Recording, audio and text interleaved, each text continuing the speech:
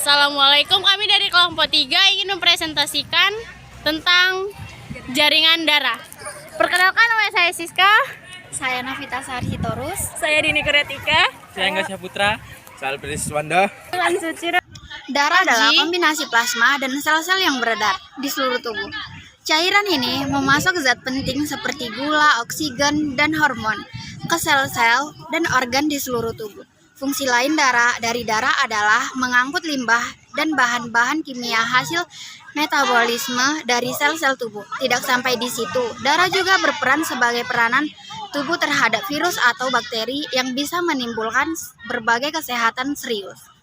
Darah terdiri dari dua bagian, yaitu cair dan padat. Separuh bagian darah yang berbentuk cairan disebut plasma, yang tersebut dari campuran air, protein, dan garam. Sementara itu, bagian padat tersebut dari sel darah putih, sel darah merah, dan trombosit. Seluruh sel ini diproduksi oleh sumsum tulang secara terus-menerus untuk mengganti sel-sel tua yang mati. Sel darah merah dan bertahan hidup selama 120 hari, sel darah putih hanya hidup untuk 1 hari. Sedangkan trombosit bertahan hingga 6 hari. Struktur komponen utama darah terdiri atas plasma, sel darah merah, sel darah putih, dan trombosit. Berikut kandungan dan fungsi masing-masing komponen darah. Plasma sebesar 55% cairan.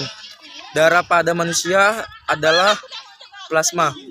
Komponen yang satu ini terbentuk dari 92% air dan isi 8%. Sisanya adalah glukosa, hormon, garam, mineral, lemak, dan vitamin. Sebagian besar air terkandung dalam plasma.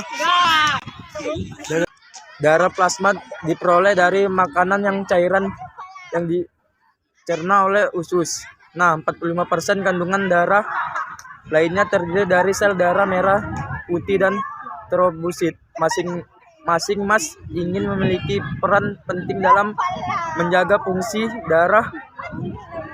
Sel darah merah eritrosit, sel darah merah terbentuk cakram yang terdikit menjorok ke dalam. Mereka mengangkut oksigen ke dan diri paru-paru. Sel darah yang satu ini mengandung hemoglobin, yaitu jenis protein yang mengandung zat besi dan membawa oksigen ke tujuan. Masa hidup sel darah merah adalah 4 bulan dan sumsum tulang pun produksi secara teratur untuk mengganti sel yang telah mati. Perlu kamu ketahui bahwa tubuh manusia mampu menghasilkan sekitar 2 juta sel darah setiap detiknya. Normalnya satu tetes atau mikroliter darah mengandung 4-2 juta sel darah merah pada pria dan 4-2 juta pada wanita. Sel darah putih, leukosit, sel darah putih membentuk kurang dari 1% kandungan darah.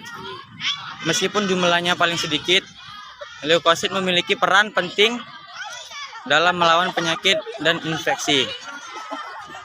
Jumlah sel darah putih dalam 1 mikroliter darah biasanya berkisar antara 3,70 sampai 500. Tingkat sel darah putih yang lebih tinggi atau lebih rendah dapat menghasilkan penyakit. Trombosit berinteraksi dengan protein pembekuan untuk mencegah atau menghentikan pendarahan. 1 mikroliter darah normalnya mengandung 1.500 sampai 400 trombosit.